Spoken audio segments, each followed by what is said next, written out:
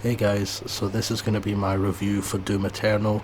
Just for the purposes of the review, I played the PlayStation 4 version of the game, so that's what my experience is with.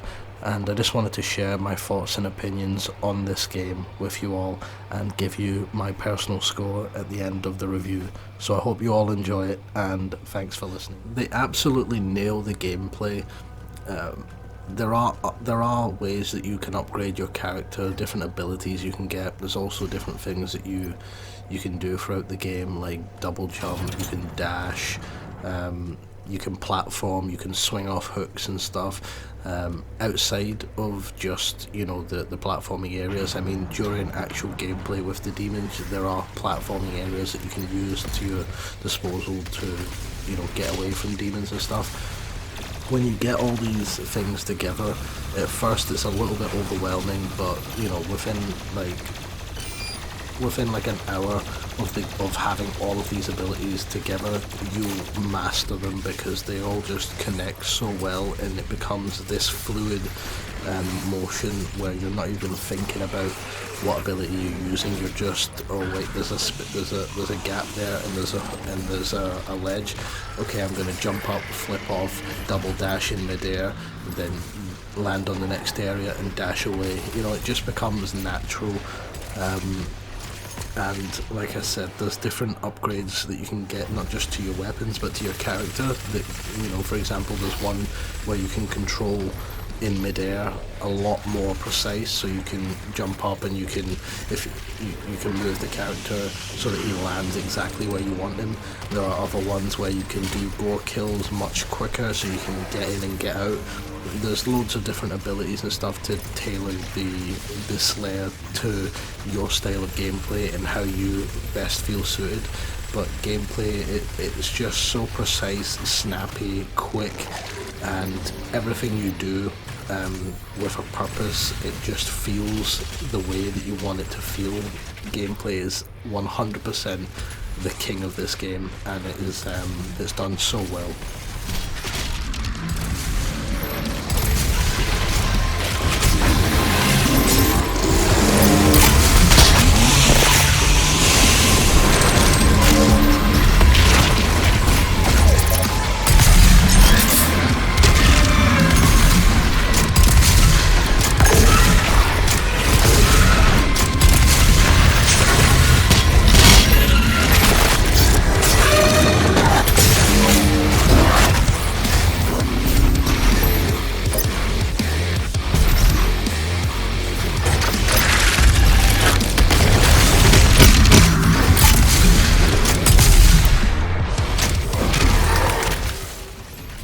So probably the thing I was most impressed with this game was the music and the sound.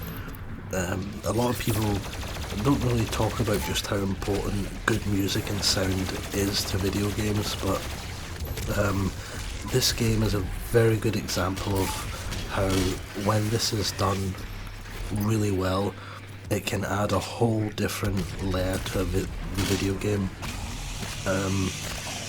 The music and sound in this game, it reminds me a lot of Venom from like the Marvel Universe, Spider-Man.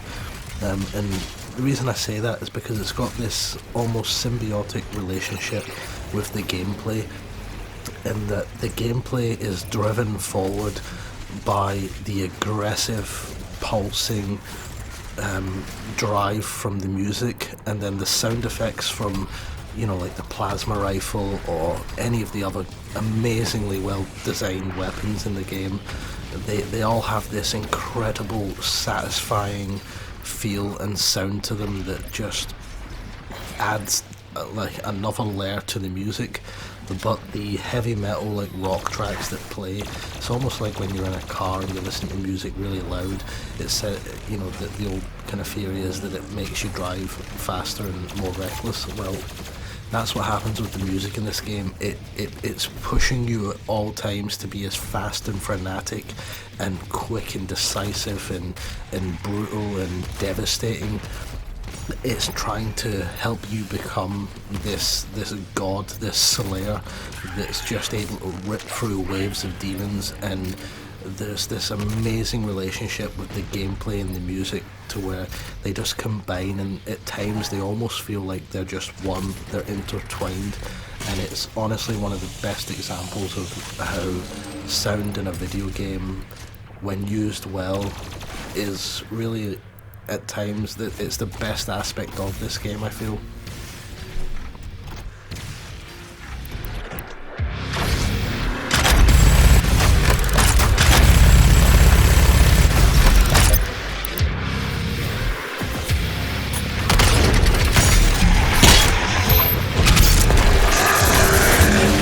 So the platforming in the game, at first, before the game's released, they were showing off a lot of this, and I wasn't sure what to make of it. After playing the game and completing the game, you really do realise that it is a necessary part of the game, because it breaks up a lot of the action, which is always chaotic, and always incredibly fast and intense paced action. So when you get to these platforming sections, rather than just walking you through corridors or walking you through an area till you get to the next chaotic encounter, what they do is they break it up with these puzzle platforming elements, which really are done well. You use your grappling hook, your meat hook thing, and you know that's incorporated into it, as well as your double jump and your dash, and it all blends together really well, surprisingly, for a Doom game, and it just adds another layer to this game that, you know, I wasn't expecting, and because it's done so well, it's in these semi-open areas to where there are branching paths, and you can go out to areas that it's not pushing you towards, and if you do a little extra exploration, yeah, if you do some extra exploration, you might be lucky enough to come across some collectibles or some upgrades or different things that you can get to upgrade your character. And really doing this is kind of essential towards the end of the game, because you will need all these extra power-ups and stuff. And yeah, I just thought like that was another element added to the game that I wasn't expecting, but it was done really well. There are other things as well in between these chaotic like fighting sections where you'll come across things like audio logs.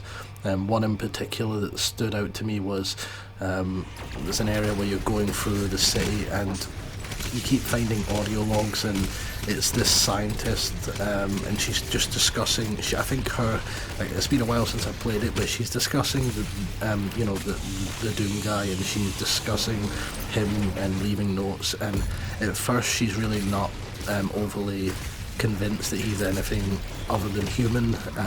And the more these messages go on, the more messages that you pick up from her.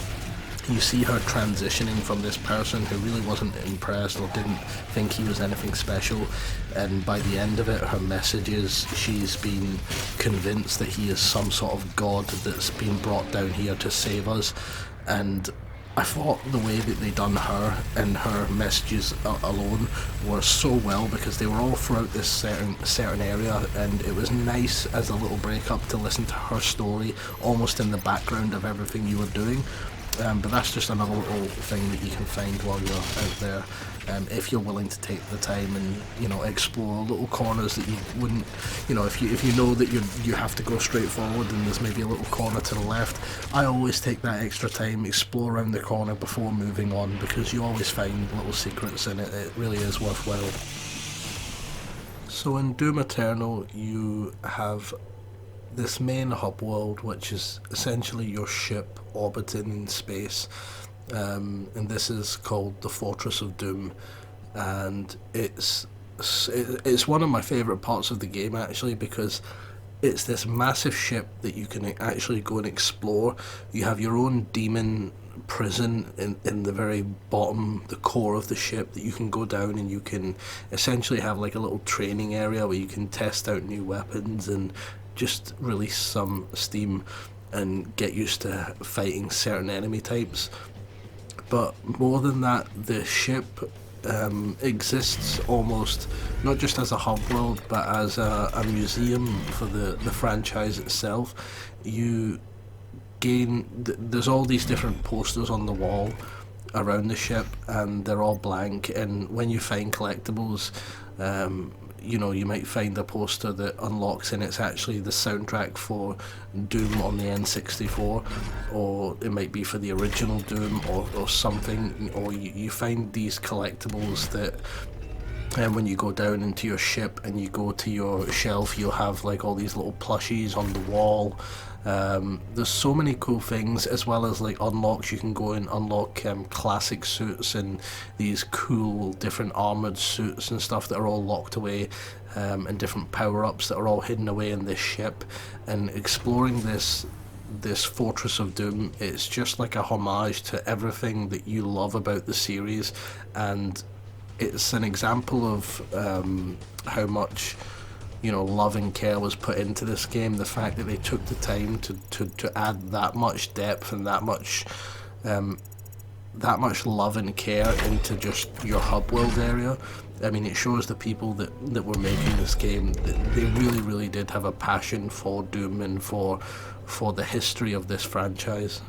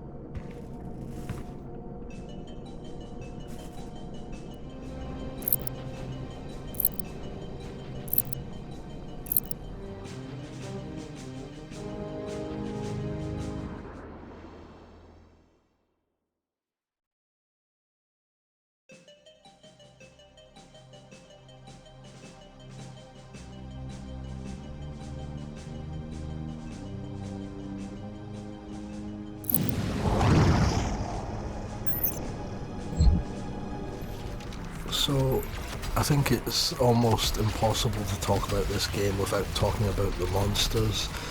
They are the main attraction of this game. There's so many different enemy variety types, and what I love about the enemies is not just their amazing design, but the fact that every enemy has, its own weakness and its own strategy and way that you can kill it. You don't necessarily need to go about it that way, but specific weapons work better with different enemy types, so it's encouraging you to change up your gameplay, change up what weapons. You might feel really comfortable using one weapon, but another weapon might take a certain enemy out much easier than the weapon you feel comfortable with, so it does encourage you to change up your weapon, change up your gameplay style.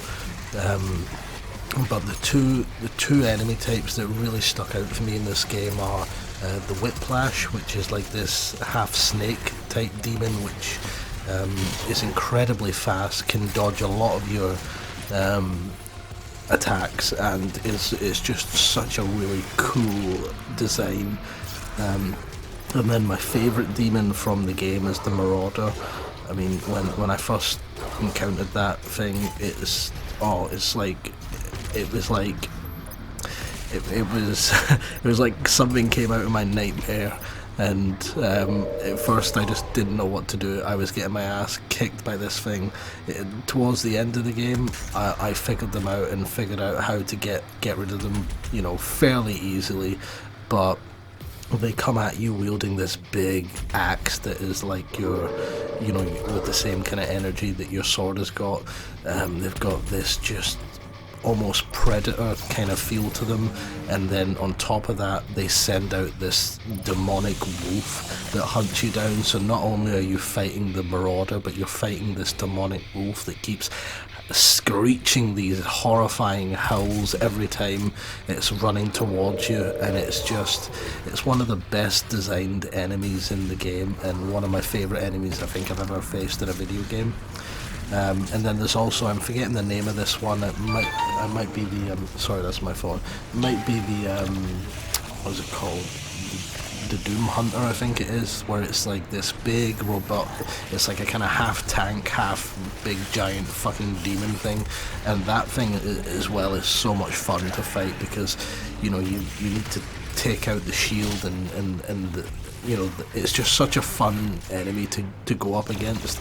But yeah, those enemies really stood out to me. But every enemy in the game has so much detail and care put into it, and so much love put into it, that any enemy that you encounter is always fun to fight, and then the gore kills on each enemy are insanely impressive as well.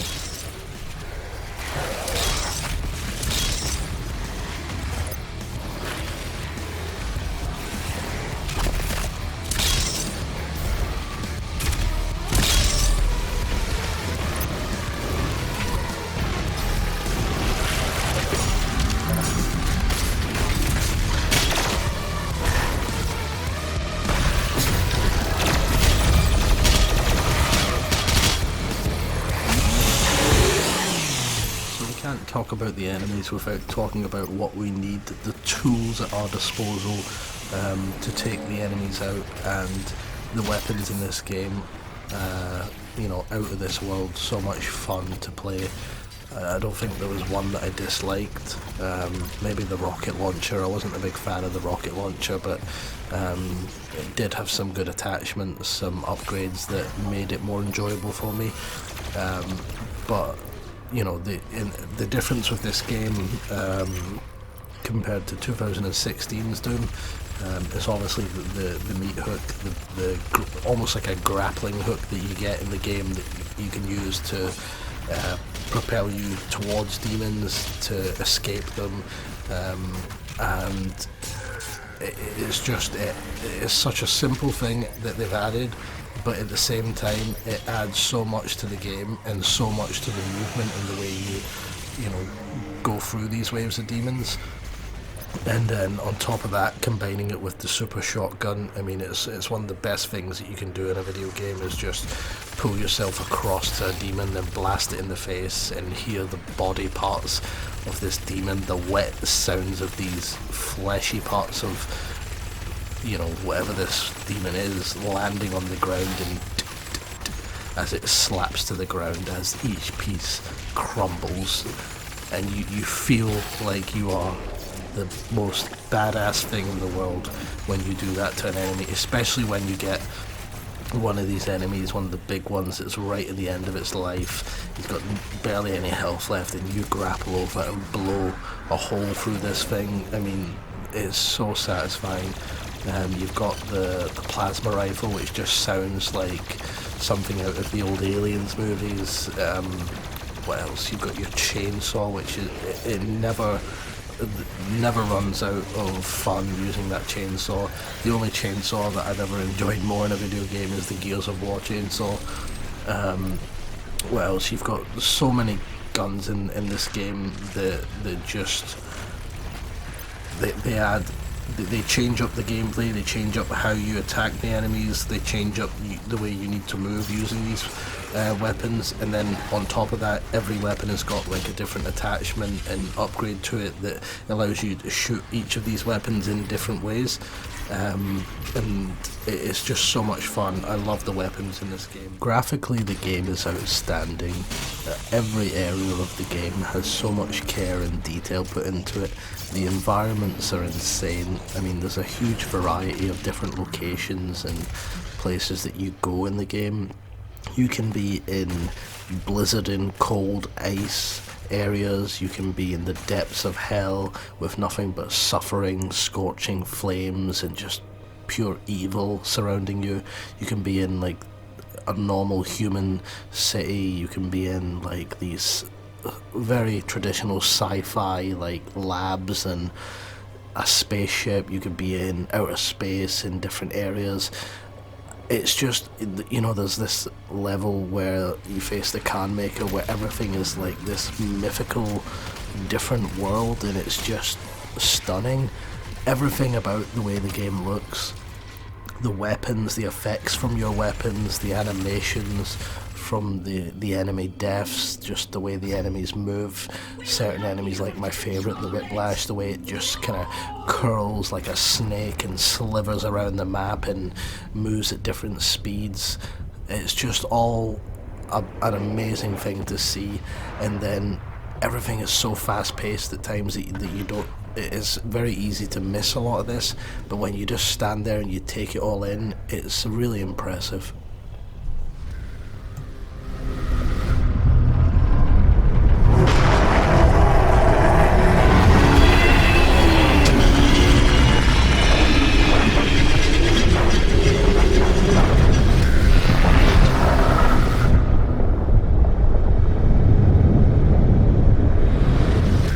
The boss fights in the game, they were all really cool. I really did enjoy every one of them. One in particular really stood out, that was the can maker, mainly because I think the world that you go to leading up to that boss fight is a really unique area of the game, and it was a bit of a change of pace and change of scenery, so I really enjoyed the lead up to actually fighting her. So that was probably my favourite one. I mean, don't get me wrong, the final boss is utterly insane, but yeah, I really did enjoy all of the boss fights in the game. They all ask you to be very skilled with the different weapons that you've got and to use each of them, and then they all offer different challenges. But yeah, the can maker really stood out for me as my favourite boss for this game.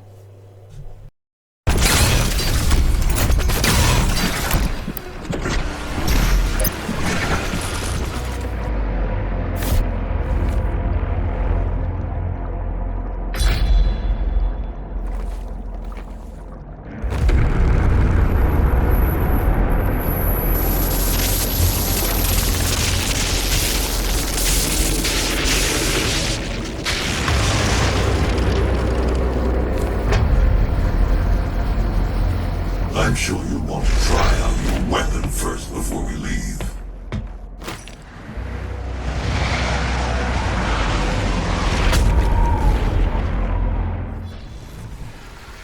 So I thought it would be really fun to add in my favourite moment of the game, and this isn't necessarily always going to be, the biggest moment in the game or something super special, just something that to me is my favourite moment, something I'm always going to remember about the game. And I think there's so many of them with this game, but the one that really stands out for me is when you finally get the Crucible, the big sword in the game that makes you feel like such a badass. I mean, I can't remember, other than thinking back to the very first time you get to use the chainsaw on the Lancer in Gears of War. Really hard to think of something that's as badass as this that I've had in a video game, but it's just such a cool moment when you finally get this sword. I mean, it looks amazing, it sounds amazing, and it just the feeling you get when you slay these massive demons with absolute ease with this sword, it just makes you feel exactly like you want to feel when you're playing the Doom Slayer. So that's probably my standout moment of the game.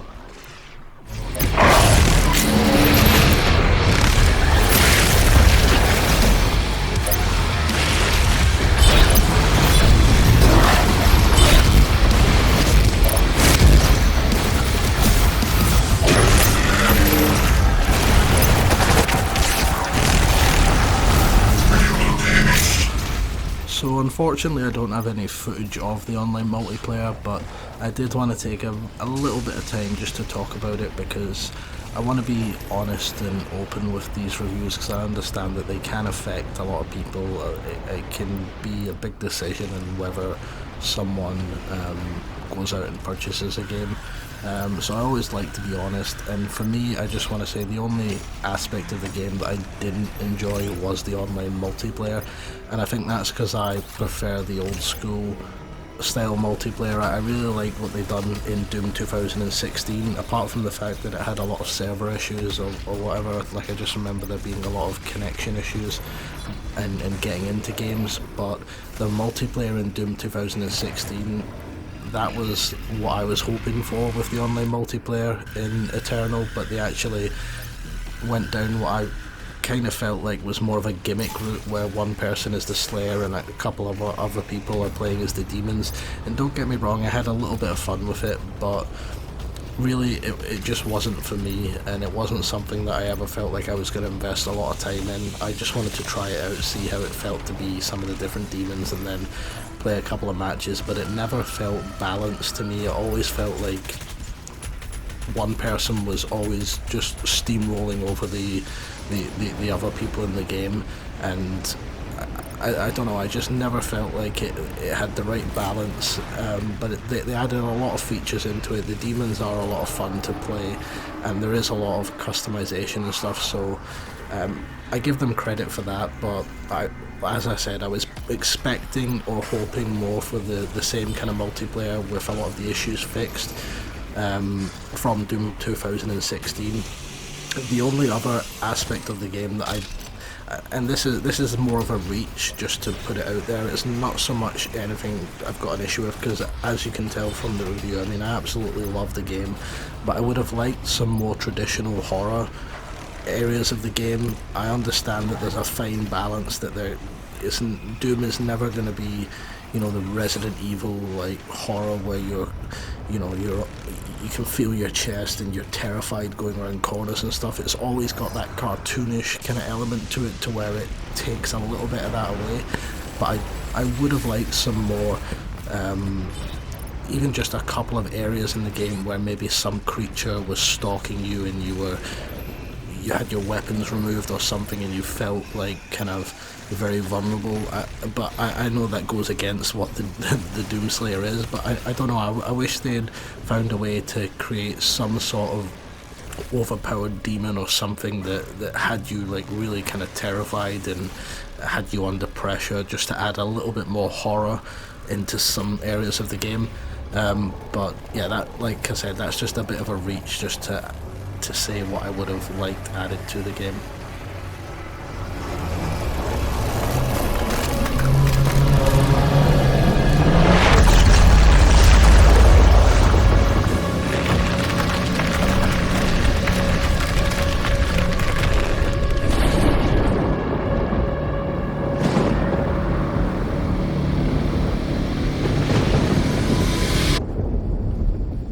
So my closing thoughts on Doom Eternal and my experience with the game, I really wasn't sure.